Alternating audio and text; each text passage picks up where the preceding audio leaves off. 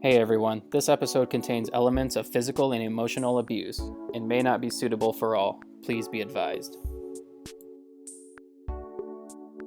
I was in a constant state of fear, and that took time. That took time to heal. One of my friends, we were talking, and he was like, you're so broken, and that hurt me so much. I mean, I believe it was true, and it's one of those things where sometimes you need to hear the hard truth. And I just kind of sat there and I was like, yeah, I am broken, but I'm not going to stay broken. Because you imagine that, when someone says like their whole life shattered, you imagine glass breaking, like an expensive vase getting thrown to the ground. And I looked over at him and I was like, I'm not made of glass, right? Like, I'm not a vase. I'm not a fancy, pretty vase that you put flowers in. I'm more of a Lego house. And it sounds silly and cheesy and it's not pretty and fancy, but when you smash a Lego house, you can rebuild it. Hey everyone, the voice you just heard is Jessica. Jessica talks about her life and what it was like in an abusive relationship. She offers advice to others who feel like they can't tell anyone. I hope through her voice you find strength, inspiration, and hope. Just know that it is okay to speak up. I'm your host, David Hess. This is Rising Above. Enjoy the show. Hi, Jessica. Welcome to the Rising Above podcast, and thank you for coming on and sharing your story with me again, as it didn't work out the first time, but I greatly appreciate you coming back on. If you wouldn't mind sharing a little bit about yourself, go ahead. Well, it's great to be here, David. Thanks for having me. I'm sorry, I'm still a little bit nervous. This is the first time I've publicly shared my story, and it's kind of conflicting. And I know there's a stigma for abuse victims, and there's a shame there. And that's not the reason that I haven't shared my story. For me, it's more of, I don't want to hurt my children mainly, and I don't want to hurt other family members and friends who love my former husband. And so I don't want to cause any pain. And also I do struggle with saying anything that's negative, especially to such a degree. I feel bad saying anything bad about somebody who isn't here to defend themselves. But at the same time, I know there are so many other women out there who are suffering, women who are in bad situations, and it's complicated because to someone who has never been abused or never been in an abusive situation, they think, oh, just call the police, just leave, go somewhere safe. And it's not always that simple. There isn't always a way out right away. Sometimes it takes time. And so to all of the women out there, and men and children, there are lots of different forms of abuse. It's not, a lot of times you think, okay, in domestic violence, it's the woman who's getting beat up by the husband, but that's not always the case. So to anyone out there who is being physically, verbally, sexually, whatever the case, however you're being abused, there's hope, and God is out there and he loves you. And even if you can't see how things could ever be right, like, there's a way and there's healing and it's available to you. For me, I was raised in a great home. I had Christian parents. We went to church. We were that model family that you're like, oh, like behind the scenes, everything's probably really messy, but they look perfect at church. But the truth was, behind the scenes, I mean, we were flawed people, but we loved each other and we were happy together, and we did awesome family vacations and even just like Friday night game nights at home. Like, I love my parents and I enjoyed being around them and my siblings. Even when I was a teenager, like, you want to go out with your friends, but at the same time, I was happy to stay in because we had so much fun together. And so going from that to getting married, I kind of expected that was what my life was going to be like. as a wife, and I was going to have that mom role, and I wanted to work. But at the same time, like I was like, no matter what I do with my life, I want to enjoy my children. Right now, I'm a fitness instructor. I teach yoga, and I really enjoy that. And I work in real estate too. But my favorite part of my life is being with my family. And whenever I got married very young, and that was one of those things of we were mature and we felt ready to get married and be parents, but at the same time, I now looking back understand the wisdom of some people who advise you, hey, grow up, you change a lot in your 20s. And we had the mentality of, hey, if we're going to change and grow, we'll do that together, and you can change, and we can go in the same direction, it'll be fine. But we did start to go kind of in different directions, and that caused a little bit of friction, as it would in any marriage. But the first 7 years or so, we were really happy, I thought. My husband, however, he suffered from several mental illnesses, and I explain that to people because I feel like to understand him as a complex person, you have to understand what he was dealing with. But at the same time, mental illness does not excuse bad behavior. Like I don't mean to sound harsh about that, but at the same time, whatever your state of mind is, whatever your mental state is, you are responsible for your actions. And so with him, it was PTSD, bipolar, schizophrenia, and all of these came out of the blue, basically. He told me when we were dating and when we were first married that he probably had ADHD and it had never been dealt with as a child. But other than that, like, he felt like he was fine. There's no And I'm sorry. yeah, There was no signs at all. really, no, like he had trouble sleeping, so he would take sleeping medication, Okay. but it would go in phases. Like as a teenager and as a college student, he took it like almost every night. And then after we got married, we got a more regular sleep schedule for one thing, because work and everything just kind of, it's when you're in college, you have all kinds of, oh, hey, let's do this tonight. Let's go here. Let's hang out.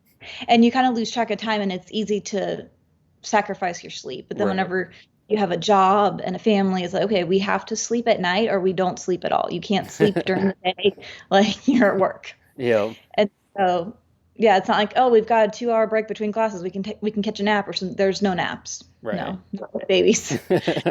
And so that seemed to help regulate his sleep a little bit more. And so he kind of eased up off the medication. But other than having, trouble sleeping and occasional bouts with insomnia, seemed pretty normal, like just your average guy. And then but I was talking to one of my friends in the medical field about it whenever he started having some panic attacks and PTSD episodes and stuff like that. And I was talking to her, I was like, hey, like, this is weird, right? And she's like, well, no, because a lot of times mental illness doesn't present itself until you're in your mid to late 20s. And so whenever, not that you should like, okay, like I'm not going to marry anybody until they're 30, that way I know they're good, because sometimes it can present later as well. But Right. it was just in that time that we realized we needed help, and he needed help. And it was something that for me, it was difficult because I did go through a little bit of like denial at first. I was like, no, like, you're fine, you're perfect, you're wonderful, like, there's nothing wrong. And he was like, huh, there's something wrong.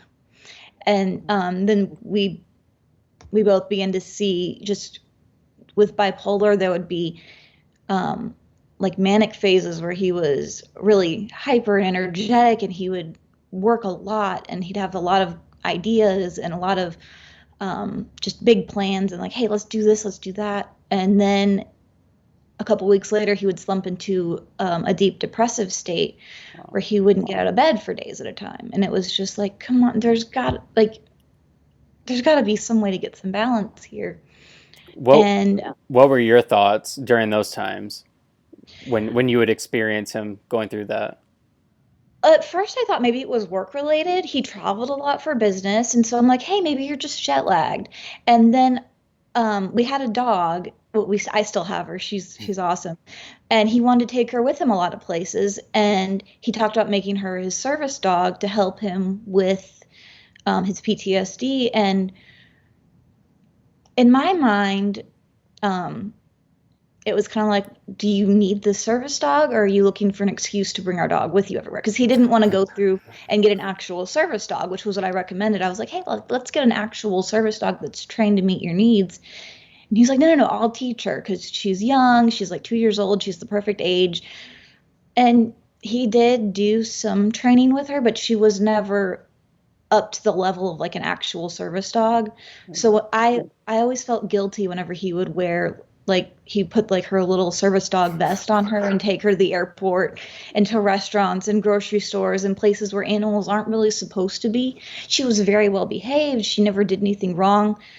She looked like a service dog and acted like one, but I knew she didn't have the training. And I felt like if there was a need there for him to have this dog, he should get one that was qualified. And he didn't appreciate any pushback on that. So I did ease up, but during this time he began to like break things. He would throw his phone if he got frustrated, and he never like punched any walls or did any, there was never any lasting damage to anything. His phone did shatter once, but normally, you know, he had it in a case and he would just toss it and it would bounce around, but it was fine. And I noticed the escalation, but I didn't know what to do about it. I was just kind of like, okay, like, he's not hurting anyone. Generally, nothing's getting broken. You know, he might throw office supplies across the room or a book or something that wasn't going to break, or it wasn't hurting anything, but it was scary.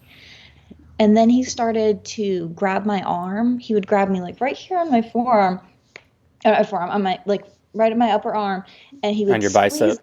Yeah, my biceps. He would squeeze until I would have little fingerprint shaped bruises on my arm, and but I didn't know what to do because I'm like, he's not hitting me. And there was one time I got mad at him for something, and I was gonna go sleep in the living room on the couch because I was like, look, I'm not gonna kick you out and make you sleep on the couch. If I'm mad at you, I'll leave. It's fine. You stay here. I'll go to the couch. And he came out and hit me with a pillow over and over and over again, and it hurt. Like, it was getting painful. Like, the first time you get whacked with a pillow, no big deal, but like after several minutes of it, it starts to hurt. And I almost went to my mom's house, but I felt so silly. Like, what am I going to do? I'm going to show up at her house at 2 a.m. because I lost a pillow fight. So I felt very silly, and I didn't feel like I had a good enough case to be like, hey, I need help. I'm being hurt. This isn't right. I didn't feel like it was bad enough for me to justify leaving or anything like that. Also, too, I felt like he needed me and I could help him. Or, you know, there's like that complex that women get where they want to save a man. Right. And I had always said that was not me. But whenever I was put in that position, I loved him and I wanted to help him and I wanted to do whatever I could. So I did get into that mentality of, I've just got to help him. I can save him. I can do this. It's going to be fine. And you also probably kind of looked at it as, he's sick right now. He's not doing this out of hate or anger. He's doing this out of mental illness. He's legitimately sick. So again, Right. You wanted to help him and kind of help him through that period, right? Right. And I did eventually come to my mom and tell her about some of it once he started hitting me and I was getting bruises on my legs, because he figured, okay, like, if he's hitting me like on my upper thighs, that's not something people are really going to see. He wasn't hitting me in noticeable places. And I told my mom about it, and she was like, well, you promised when you married him, your wedding vows said in sickness and in health, and this is his sickness. And it was for better, for worse, and this was definitely worse. And even the richer or poorer part, he started spending a lot of money. Whenever he would go into his manic phases, he would just blow through cash. And it was really scary to me because I couldn't even see where all the money was going. Some of it was going for traveling because he loved to travel and that made him feel better. A lot of it was going into our business. Some of it was going, just disappearing. I couldn't trace it at all. I found out later that that was going towards drugs and his drinking habit, which exploded during this time. And it just, I didn't know what to do because at this point we had been married for almost 8 years. We had 3 children. They were all young. Our oldest one was like 6 when this all started. And so it was just like, okay, I've got to keep them safe. So I would put them to bed about 30 minutes before he would come home. That way they'd be in a deep sleep. And if there was any fighting, they wouldn't hear it. Most of the fights, I tried not to escalate anything. I'm not the type of person to, just sit there and take it though. So sometimes I would have the sarcastic comment, or if he was hitting me, I don't remember ever hitting him back. One time I did, like, he picked up my laptop and I thought he was going to throw it at me or hit me across the face with it. And I grabbed it and wrestled it away from him. But I knew whenever he was in one of these episodes, it was best not to try to fight back. I would just, I would try to protect myself as much as I could, but I knew not to fight back because I knew that would only make it worse. And also, too, if he was not himself, if he was under the influence of something, or if it was just the mental strain of whatever he was feeling was too great, he had too much pressure. I knew that if I hit back or if I tried to fight him, like that wouldn't make things better. And then later he'd be like, well, look, you escalated it even further. And then there would be blame on myself. So I tried to stay as blameless as possible. It got to be such a mess. And he hit me across the face and I told my mom and I was like, what am I supposed to do? And she still was encouraging me to stay with him.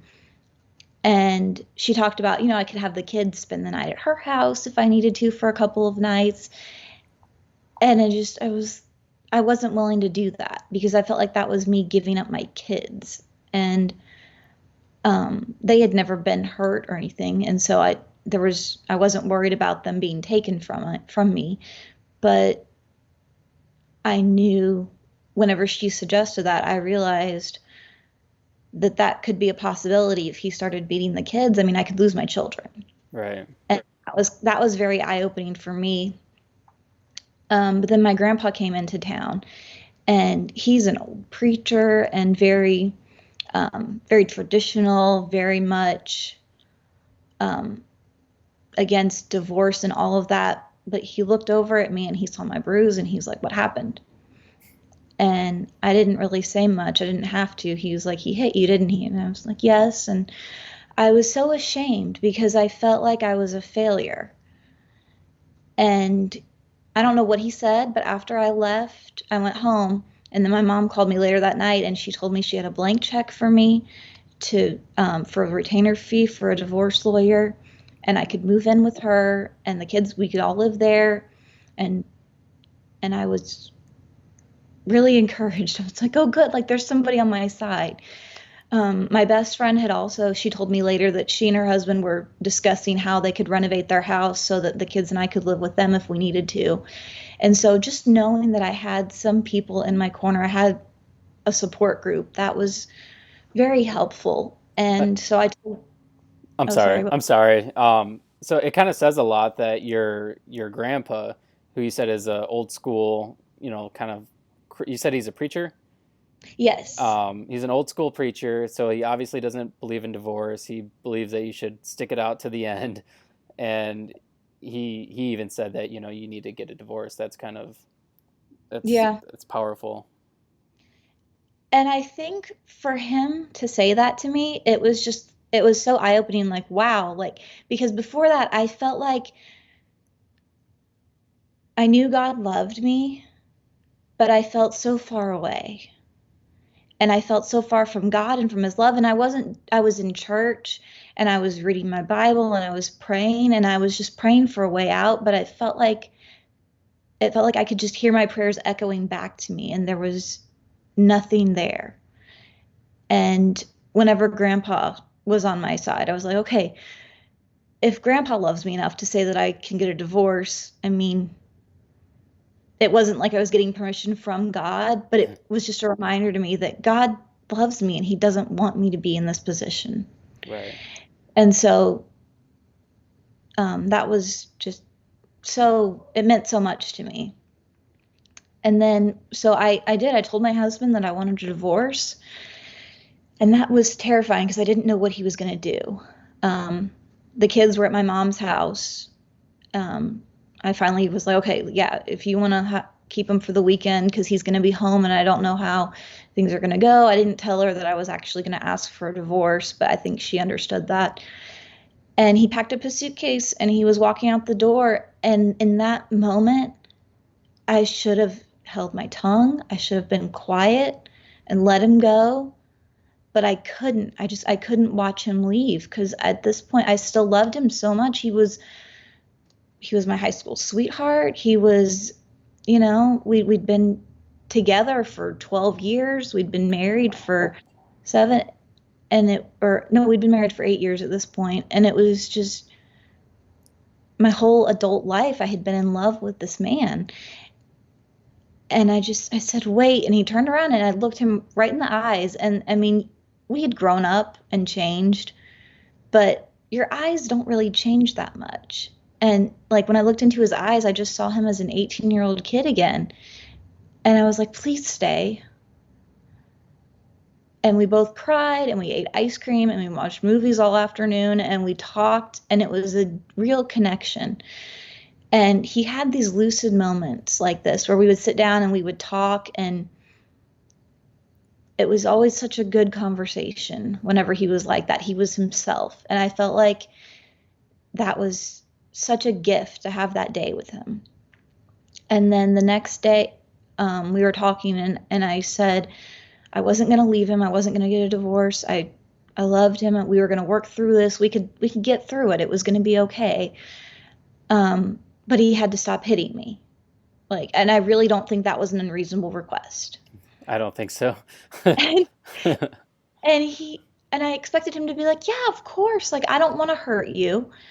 And let's work this out. But instead, he just got angry.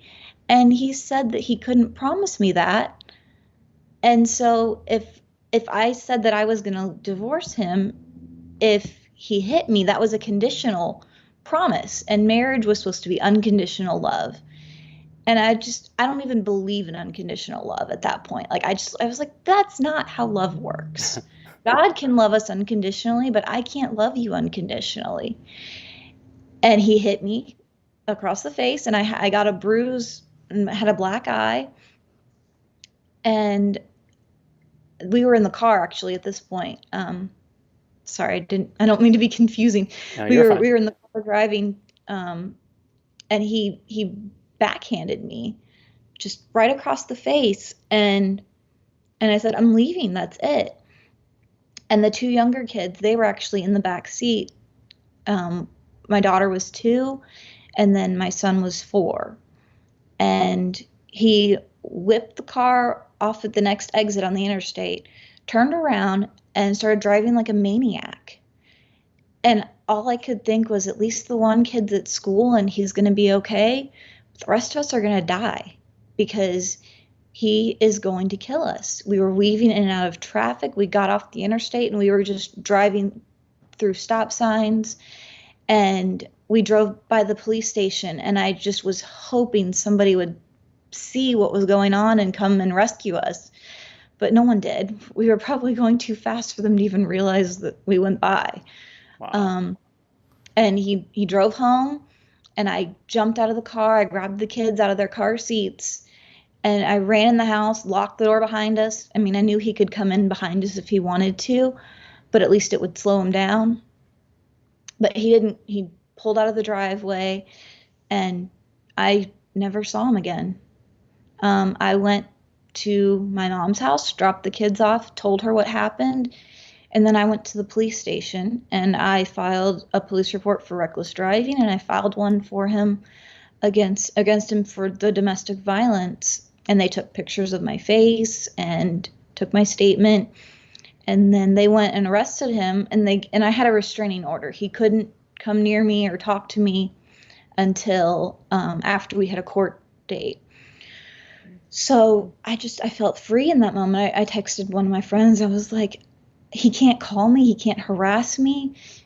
He can't hurt me. He can't be anywhere near the kids because the kids are with me. We're safe for like a month. This is going to be a really good month. I don't have to worry about anything. Like, I just felt like a weight was lifted. My kids were going to be safe for the next month. I didn't have to worry about them.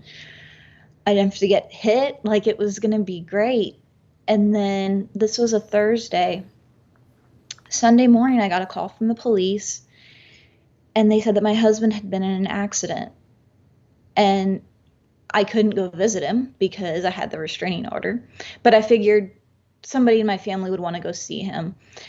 It would be a good thing to do, to ask, because any normal wife would be like, oh, where's my husband at? I want to go see him. So I asked him. I was just like, oh, well, what hospital's he at? Can I go see him? Or what's going on there? How is he? And the officer took a moment, and then he told me that my husband had been in a fatal car accident and he was dead at the scene. And I lost control of my legs. I just kind of crumpled to the ground, and I was just in tears. And I know, to anyone listening, as of right now, I haven't really painted my husband in the best light. He sounds like a horrible person. And you probably, well, good for him. You're better off without him. But that was not how I felt in that moment. I would have given anything for him to be alive. I didn't want to see him. I didn't want to talk to him. But I wanted the best for him. I wanted him to be well. I wanted him to go to rehab. I wanted him to put his life back together. I wanted him to be happy. Not with me, but I wanted him to be happy. And then I went inside the house, and the kids were up because they're always up early. And they're standing there at the top of the staircase asking me if they can have breakfast. And I didn't even know what to do. And then they could see me crying. And so they're asking me what's wrong. And I don't lie to my kids. I try not to. And I try to shelter them from things that are difficult. But at the same time, when they ask the hard questions, I believe kids need an age-appropriate answer. And so I ran up the stairs and I pulled them all into my lap and told them that their dad was in an accident and he was dead. And the 2-year-old, she didn't know anything. And the 4-year-old was confused but sad. But my older son, he understood. And he started crying, and the other two went off and started playing. They figured they weren't going to get breakfast. They didn't need to sit there, I guess. But my son and I, we held each other, and he looked up at me with tears in his eyes, just, so I don't have a dad anymore? Mm. And this is the question, one of those hard questions that you can't be prepared for. It just hits you out of the blue. But I really believe God gave me the answer for this. And I just said, no, sweetie, you do have a dad. God is our Father, and he's going to take care of us. And later, we talked about how his dad was in heaven, and because he made a profession of faith, and I believe he's in heaven. I believe he was saved. I don't believe that God would take someone's salvation away, and I don't believe that just because he made some mistakes, and I don't know, how much mental illness affects somebody to the extent of, it's not something I've experienced firsthand. I've never dealt with those things, so I don't believe that God would punish someone like that. So I do believe he's in heaven. But we talked about how, Jesus was on earth and his Father was in heaven, and they were separated, like how we are. And that made him feel better to know that, Jesus really does understand. And it was the hardest few weeks of my life afterwards, just trying to put my life back together, because it really did feel like nothing was going to be okay ever again. And my only consolation was I knew my kids were safe and I knew he couldn't hurt us. And I was thankful that we weren't in the car with him when he got into an accident. I don't really know what happened that night. Some of his medications made him very sleepy, and it was almost like narcolepsy where you just fall asleep anywhere. So I'm not sure if he fell asleep at the wheel. He didn't have any alcohol in his system, so I know he wasn't drunk driving. He may have even committed suicide. I don't know. I try not to speculate about it too much because it's so painful. If he did commit suicide, I honestly believe he did it out of trying to keep us safe. I think he may have realized that he almost hurt his children, and I think he knew that his violence towards me was getting worse. I hope he didn't commit suicide, and I certainly hope it wasn't on my account or because I was going to leave him. But there was some guilt there, and I had to come to terms with the fact that I can't be responsible for someone else's actions, especially when I don't even know what his actions or his motives were. But I know that's a thing that a lot of other victims that I've talked to have talked about. Your abuser blames you. It's your fault. You made them upset. You spent too much money, or you made a mistake, or you burned dinner, or you ruined their clothes in the laundry. There are so many petty things that people can get upset about and abuse people over, and they always make it feel like it's your fault, but it isn't. You are responsible for what you do, and how other people react to that is their responsibility. And that was something that seems so simple, but it's so difficult to believe that whenever you're the one in that position. But yeah, the rebuilding process was so difficult, trying to trust people, especially with my kids. I had a lot of trouble letting people watch my kids because at this point now I was the sole provider, and I was blessed that God provided me with work, but I also needed help with the kids, and I was scared to have people interacting with them when I wasn't around. I was scared that they would ask big questions to the wrong people. I was scared that somebody was going to hurt them. I was in a constant state of fear, and that took time. That took time to heal. One of my friends, we were talking, and he was like, you're so broken. And that hurt me so much. I mean, I believe it was true. And it's one of those things where sometimes you need to hear the hard truth. And I just kind of sat there and I was like, yeah, I am broken, but I'm not going to stay broken. Because you imagine that, when someone says like their whole life shattered, you imagine glass breaking, like an expensive vase getting thrown to the ground. And I looked over at him and I was like, I'm not made of glass, right? Like, I'm not a vase. I'm not a fancy, pretty vase that you put flowers in. I'm more of a Lego house. And it sounds silly and cheesy and it's not pretty and fancy, but when you smash a Lego house, you can rebuild it. And that's what God has done for me. My life is completely different now. But as I rebuilt it, I was able to choose what pieces would stay. Some pieces got lost forever. Some pieces didn't go back the same way. But I'm very happy with the life I have now. There's a lot more stability. I have a lot more control over my decisions. And it's been nice. I don't want the same things at 30 that I wanted at 20. And so it was kind of like a midlife crisis that I got thrown into. But coming out the other side, I'm in a good place. And I started dating a couple years ago, and I was terrified. Like I said, it was a constant state of fear.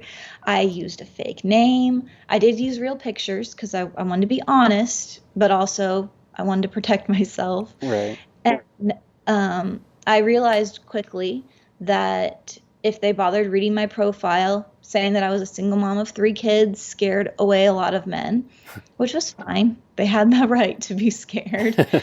Um, That weeds out the weak. right. Well, and also too, I mean, whenever you're dating with kids, you're going to be a little more serious. You're going to They're also like I didn't have as much time as somebody who didn't have kids. They would have a whole lot more availability. I told them whenever I met anybody, whenever I was talking to anybody, I was like, I'm not going to meet you on the weekends. The weekend is when my kids are out of school and I'm going to be with them because they don't get to see me much during the week, and I'm not giving up my weekends. So we have to make it work. So you set boundaries like right at the beginning. Absolutely. Well, and when in my first marriage, we were so young and we had been together since we were teenagers, so we didn't have a lot of boundaries.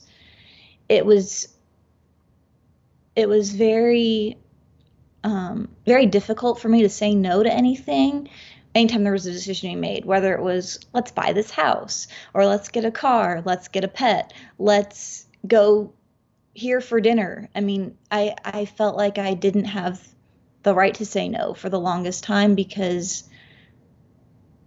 I was just along for the ride for the first couple of years because I didn't care really. It was just like, oh, I just want to be with you. And then when you're married and you're with each other all the time, you have other wants and other needs. And it's like, hey, I want to be heard. I want to be listened to. And some of that disappeared. I felt like I lost my voice and I wasn't going to give it up this time, which again, there was guilt with that too, because I felt like I was a sweet, compliant, almost very submissive wife. And I felt like whoever got me the second time around, I was going to be sassy and sarcastic and bossy and stubborn. And so I was like, well, might as well tell them up front what they're in for. But whenever I met, well, actually, before I met my husband, I also realized if the 3 kids didn't scare someone away, telling them that I was a widow and that I had been abused, that cleared the room faster than you would imagine. I didn't even meet up with any of those people because they were just like, nope, next. Yeah, that's probably a lot. Like some guys would probably consider that a lot of baggage. It was a lot of baggage, and I was honest about it. Basically, what I told my current husband whenever I met him, I told him I was like, look, I have baggage. It's not the 3 kids. Yeah. My children are not baggage. They are people. But there is a lot of baggage there. There's a lot of emotional baggage. I have a lot of triggers, and I explaining that to him it took a long time for me to get up the courage to really tell him, because a lot of them weren't things that would bother me when we were dating. So it wasn't stuff I had to tell him right away. Financial control was very important to me. I told him at one point that I wasn't sure I ever wanted to merge our finances if we got married because I wanted to know that I was the only person who could spend my money. And I think that hurt his feelings a little bit. But he understood where I was coming from. I was like, I know that you would never put us in a bankruptcy type of situation. I know that you would never spend a bunch of money without telling me. I know that you don't have any addictive habits. But I also need to be able to look at my bank account and be like, this is mine for me to spend, and it's mine for me to save. Again, you were putting up those safety barriers. Like I needed to protect myself. I needed to protect my children. And I told him, another thing was the kids. I was really crazy about a lot of things at first. I didn't want him watching the kids. I didn't want him correcting the kids. I didn't want anything. And then once we got engaged, he started babysitting the kids for me. And I knew that it was important for him to get to know the kids. I also, when we were first dating, I ran a background check on him and his close family members without telling him or asking him for permission. I just was like, hey, like I did this because I have kids. And he later, whenever I did tell him afterwards what I had done, and he laughed about it, and he was like, you have a right to know. It's fine. I don't have any secrets or anything to hide from you. Um, I was glad he took it so well because I used a fake name when we first met because I didn't even want him to be able to Google me before we went out for lunch. So I felt like there was a bit of a double standard there. And he didn't see it that way. He basically he was very understanding, and anytime I had anything that I needed as far as a boundary or anything like that, he was like, well, if that's what you need, you've been through a lot, that's fine. I don't need the same boundaries. I trust you. And I came around. It wasn't, when by the time we got married, I was happy to add him to my bank account, and I wasn't scared financially anymore. And that was eye-opening for me. And at that point, I revisited my list of triggers. I didn't have it written down. I'm not that, I don't know if crazy is the right word, but I'm not that Organized. OCD. Yeah, I was just like, it was a mental list. But I went through and I realized I'm not scared anymore. I don't feel like a victim anymore. I feel happy and free, and I feel safe. And whenever I was dating my husband, my second husband, I said I trust you to him. Before we ever said I love you, one day we were just talking, and I was like, I trust you. And I don't know if you know how much that means, but I didn't think I'd ever trust anybody again. And he just gave me a hug and was like, it's okay, I trust you too. And I knew it meant a lot coming from him too, because he was a reserved person. And so I was like, hey, like, he trusts me too. This is great. But for me, it was just so eye-opening because I realized how far I had come on my healing journey in that moment, because I didn't think I would love again. I didn't think I would trust again. I was pretty determined to build myself a really big wall, really hide myself away, and I would have my kids and me and my dog, and we were going to be safe forever alone. And I realized that wasn't God's plan either. He wanted me to reach out and to find love again and to trust people and to be open. And that's one reason why I want to share my story, is because this is one way that I can reach out. It's easy to take all of those negative memories and feelings and emotions and bottle them up and hold on to them.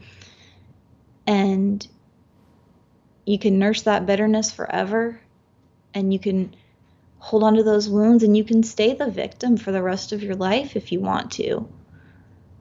But if you let go of it, if you process it and give it to God, and you have to make decisions with your head, not your heart, because my heart said, nope, we've been hurt. We're going to stay out of this. But I knew growing up, our family was open and we trusted each other and we loved each other. And I knew that that's the healthy relationship. And I could have that, but I would have to open up. And if I stayed closed off from everything, that wasn't going to help me, and it wasn't going to help my kids. And I was lonely, and I wanted that companionship that I'd experienced at the beginning of my marriage. Whenever I think we were both happy. I was happy, and we just felt so connected. We were a team. We were on the same page, and I love just having a partner in crime and, somebody to travel with and play with the kids. And I'm a homebody, so I was more of, hey, like, let's just quiet nights in as a family. That's what I wanted. And how do you meet somebody like that, right? Like, Right. if you have to go out to meet people, you're going to meet the people that want to go out. Yeah. I had a pretty good idea of what I didn't want, and I knew a few things I was looking for. But whenever I met my current husband, it all clicked. It was like, wow, like this is the guy. Like, I mean, I didn't think that right away. It took. If I had told him on the first date, we're gonna get married, he would have been like, I'm not calling this one back. But it took a little while for me to see that I could trust him, and that he would be, make a great dad to the kids and all of that.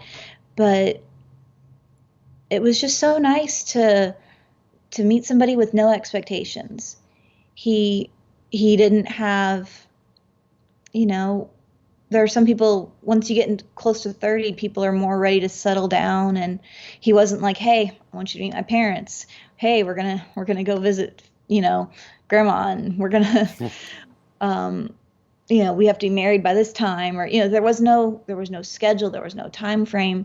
It wasn't like, hey, I need to decide in 3 dates whether or not this is going to work, otherwise I'm going to move on to the next person. Like, Right. none of that. There were a lot of people, especially in online dating, they were just like, hey, let's lay it all out on the line. We're going to have our conversation, we're going to decide if we're right for each other today, and then we'll see from there. And it was just like, I can't do that. I mean, I love to have in-depth conversations and really get to know people and ask deep questions, but to have to decide, well, this isn't going to work because of this, or maybe this would work because we both like this, like, to figure that out on the first date, I can't do that. It's kind of a But lot. it is a lot. And he was one of the first people I feel like I've ever met that didn't expect anything from me. Because even growing up, your parents expect you to behave and to get good grades. And he Mhm. was just interested in getting to know me as a person. And it meant so much not to be treated like a commodity or a toy, or as a lesser person, or as a, there's so many different ways that women are viewed. And he basically saw me as an equal and as a person, as someone who was worth time. And that meant so much because most people looked at me and saw me as broken. And at the beginning of our marriage with my first husband, I felt like an equal and I felt like a friend. But towards the end, I felt like a piece of property. I felt like something he owned. I felt like someone he could use. He could make me run errands and do things for him. And so it was like half slave, half mother almost. It Mm. was an awful situation. And I was afraid of disappointing him and upsetting him. And that wasn't a healthy marriage. It took a lot for me to see that, because it felt like it happened so fast. Some things were very gradual. The abuse started gradually, but the shift was like day and night. He'd be fine one day, and then the next day it was.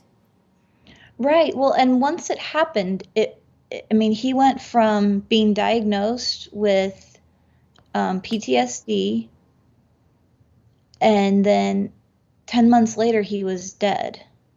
So Oh. in that 10-month frame, it went from, hey, this is a problem, we need to see what's going on here, that there's something wrong and we need help, to we had gone through 3 or 4 mental illness diagnoses. We had gone through the abuse escalating from squeezing my arm and throwing things across the room to leaving bruises on my face and giving me a black eye and fearing for my life.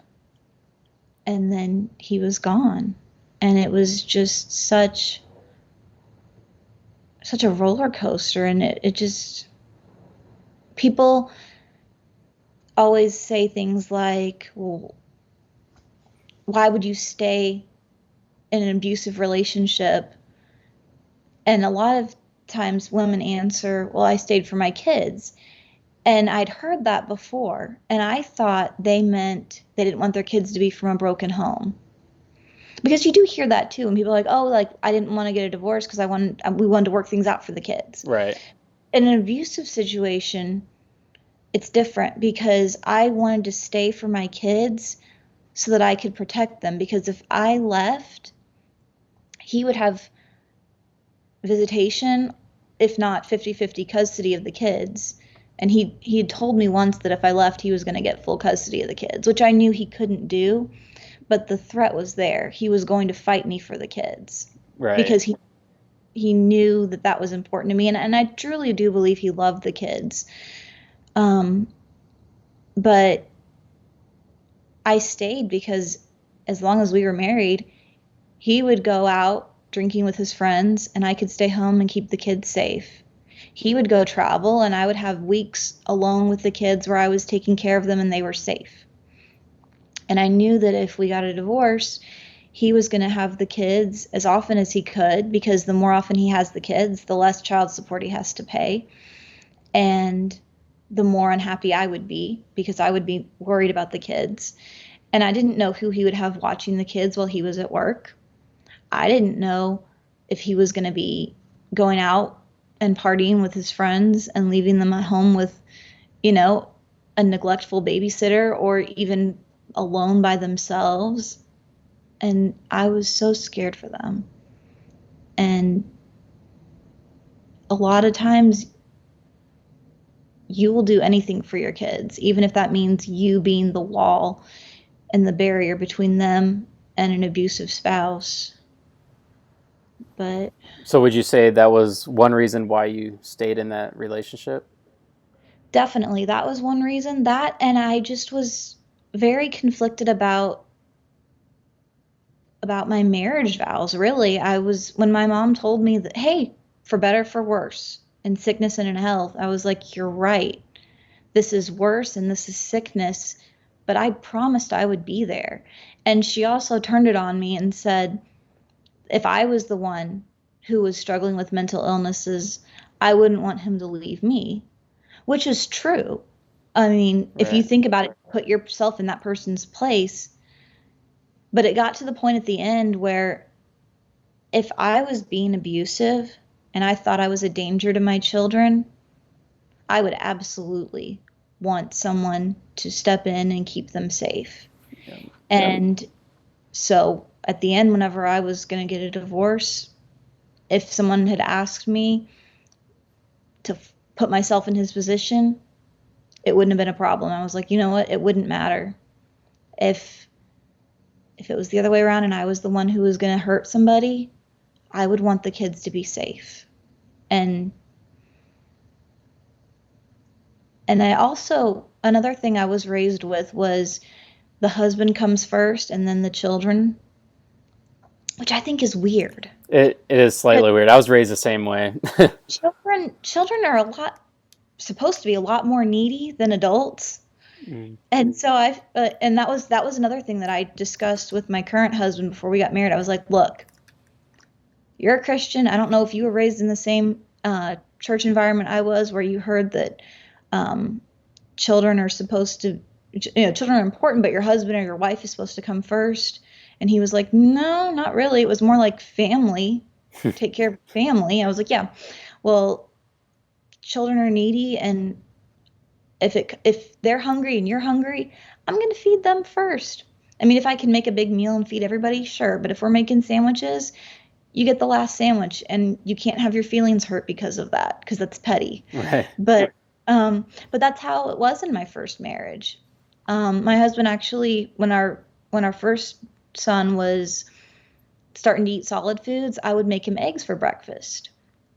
When and he was a toddler, and my husband was like, "You never made me eggs," and I was like, "I'm sorry. I thought if you wanted eggs, you would well, first of all, I thought you would ask, or I thought you could make them yourself because you're a grown man. And there were a lot of moments like that. And I know part of it was just getting married young. He went from living with his parents. He lived on his own for a year or two in college, and then we got married. So there wasn't a whole lot of transition time, whereas the husband I have now, he was living on his own for 10 years.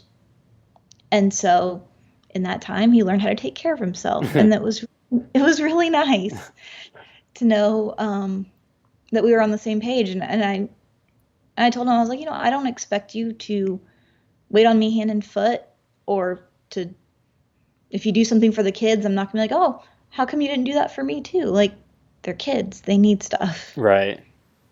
And I feel like we have a much more balanced family life because I've learned a lot and grown a lot, and just being older and more mature. There are times though, and I do have to kind of recalibrate because I tend to overreact. If my husband raises his voice, um, I cringe. And I That's mean, even if it's like, if we're watching a football game and, somebody drops a pass and he's like, no, and then I mean, I've gotten better. It's been a couple of years, so I'm still recovering and still healing.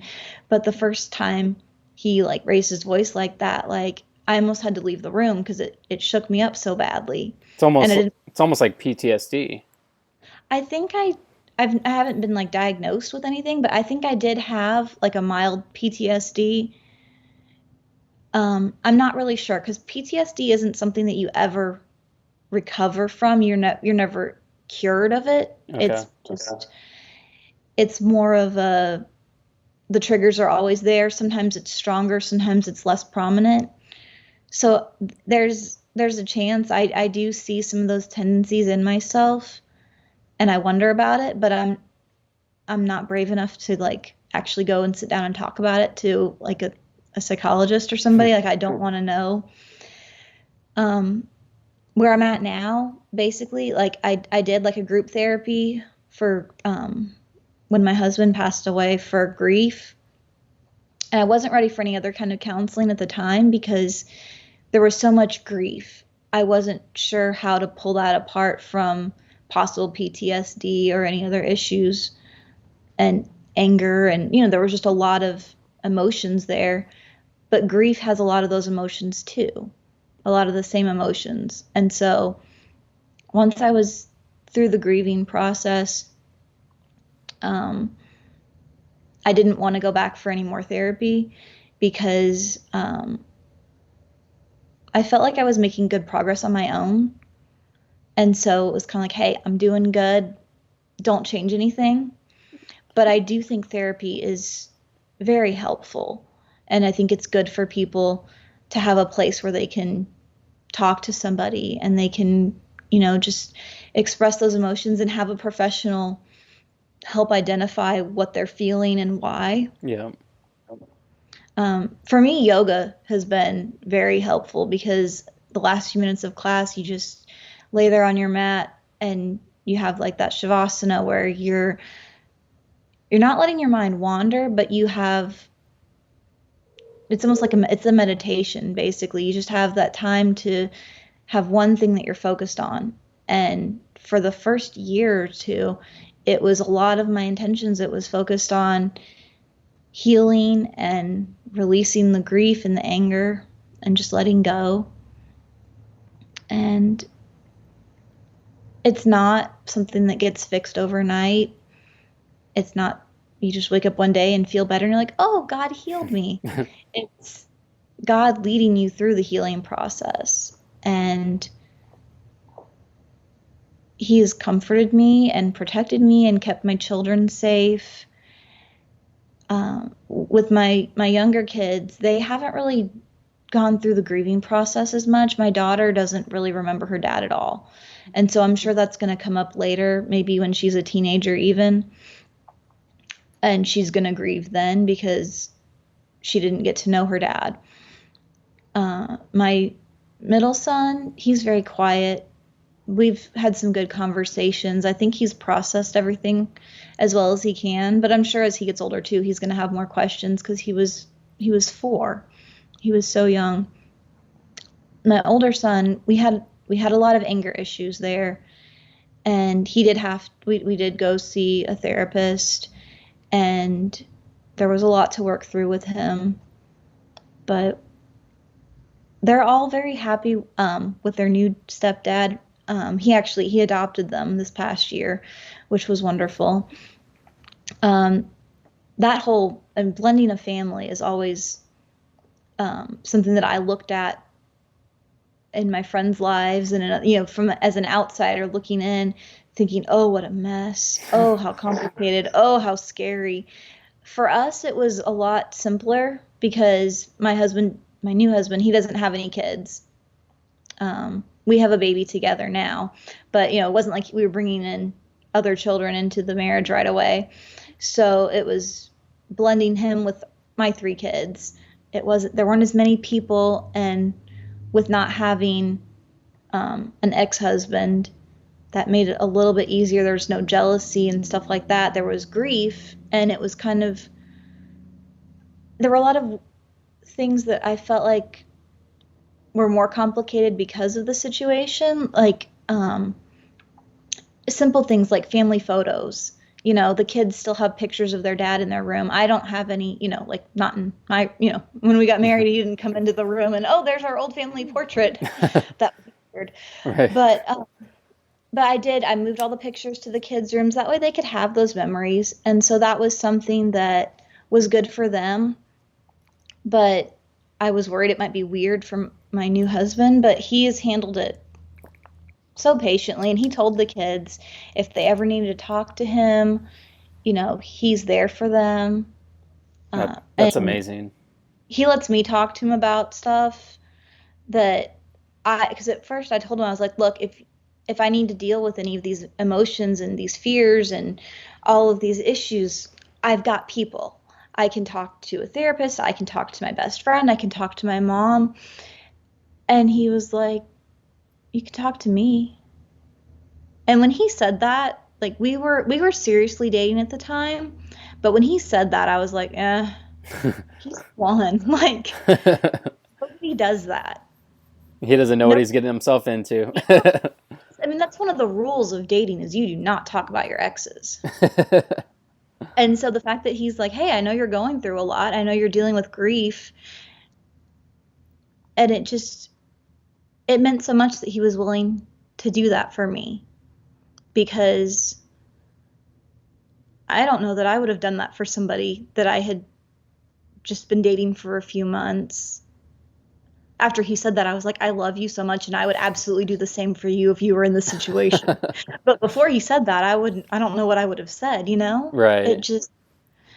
It was amazing to me that somebody could be so understanding when they'd never been through anything like that. Wow. And that's another thing for abuse victims. You don't have to find other victims to open up. Sometimes it's helpful, and I've talked to other women who've been abused, not very many, but a few, and it's been wonderful, and I feel like we've been able to help each other.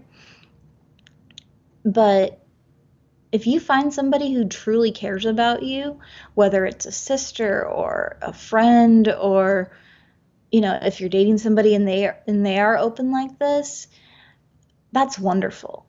You don't have to have a specific criteria for, okay, in order to help me, you must have gone through XYZ. Like, right. If someone wants to help you, let them help you. But also too, when it comes to friends and family members, and especially someone you're dating, you don't want to use them as a therapist, because that will put a strain on your relationship too. And it's not something my husband and I talk about a whole lot.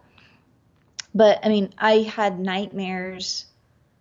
Even still, sometimes I wake up in the middle of the night in a panic because I dreamed that my ex-husband was going to kill me or something like that. Or one night I dreamed that he'd kidnapped the kids, and I'll just wake up crying and shaking. And whenever somebody wakes me up in the middle of the night for something, I'm not the most gracious person. I get kind of cranky about it.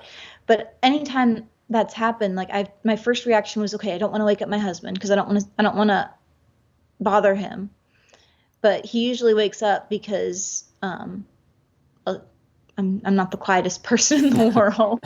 And then I'm like shaking and he can feel me shaking. So he'll wake up and he'll just hold me and ask if I want to tell him what happened. I can tell him what happened and he'll listen.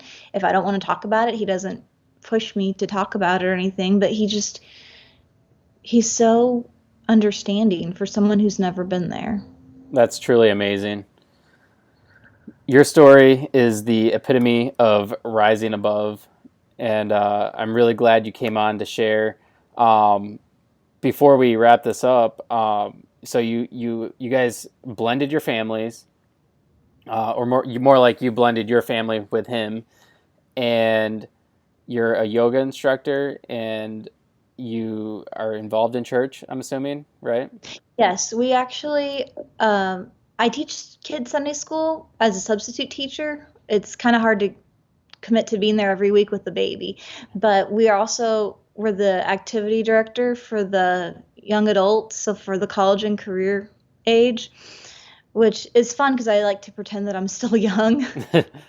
So we're like, oh, it's like 10 o'clock. We should get in bed. We should go to sleep. We're tired. We're old. Guys, go home. But but we talk big. We're like, oh yeah, like we're gonna pull, an all-nighter. We're gonna do video game nights and movie nights. We're gonna go play, um, laser tag and airsoft and all this stuff. And we're probably gonna die someday at like activities. But So you're involved in all these things. What does life look like now for you? You have a young family still.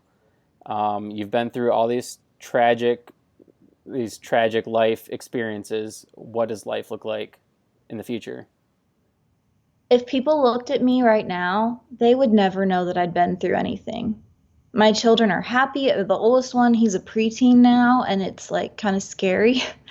But they're they're involved in as many extracurriculars as they can be with COVID, Right. but they they like to play sports and music, and we have it looks a lot like my life growing up, like what I wanted. We have, we'll play Uno on a Friday night and order pizza. And right now, I'm sure as the kids get older, they're going to want to be more independent as teenagers. But for now, everybody likes to be home and together. And I love that we look normal to the average person. We just look like a happy family. Whenever we sit together in church, um, yeah, if somebody walked in that didn't know us, they wouldn't think anything of it. And it's even like our baby. He looks like such a perfect blend of my husband and I that he even like resembles his siblings, even though he's only their half brother. Like they all look like they're just all brothers and sisters. That's And awesome. which again, that's not super important to, for how they look and stuff, but still it's nice that we don't stick out. Right. They don't look I at you and they don't notice something different about you. Because for the first probably the definitely the first 4 to 6 months, but really for the first year after my first husband died, every picture I look at, my eyes look so sad and hollow and empty. And whenever I would look in the mirror at myself, I got used to it because I looked so broken. Like you could look at me, and even strangers would come up to me and ask me if I was okay sometimes. Wow. Like I looked very much not okay. And it's just such a change to now. Even people who know me, I think they forget. I think they forget that I ever went through anything. And a lot of them don't know about the abuse because it did happen so quickly. I didn't tell a whole lot of people, and it was one of those things that if we had gotten a divorce and everything had come to a head, people would have known. Right. But even then, I would have tried to keep it, that's not I don't like to air my dirty laundry. That's not something you like to share with a lot of people. But if we had gotten a divorce, people would have been like, oh, like something went down. Right. But, and there would have, it would have just been more, more drama, I guess. Yeah. But it was, it was so difficult because whenever he died, people came out of the woodwork to offer their love and their support and their condolences. And I think that really helped with the healing process. Even though they didn't know all the pain I was feeling, they knew that there was pain. And most of them thought it was just the pain of losing a loved one, not the pain of being abused by a loved one and watching them slowly turn into someone you don't recognize and then losing them. But I didn't get any of that support until after he died. My own family, most of them didn't want to support me until grandpa put them in their place. I had, my best friend, she was going to help out, but nobody was going to give me that kind of support. They weren't bringing me meals. They weren't going to, and a lot of them didn't know that I was being abused, but still, I feel like if I had opened up to them, they wouldn't have known what to do. Right. But when someone dies, we know what to do. We instinctively bring them food and we watch their kids and we hold them and we let them talk and we let them breathe.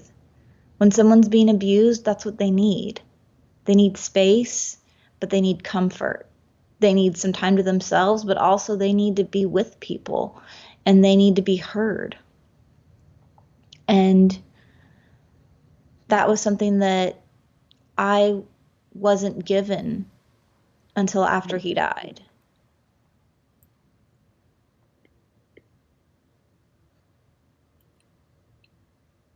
But if you're out there and you've got somebody that you know who's going through something like this, or if you're going through it yourself,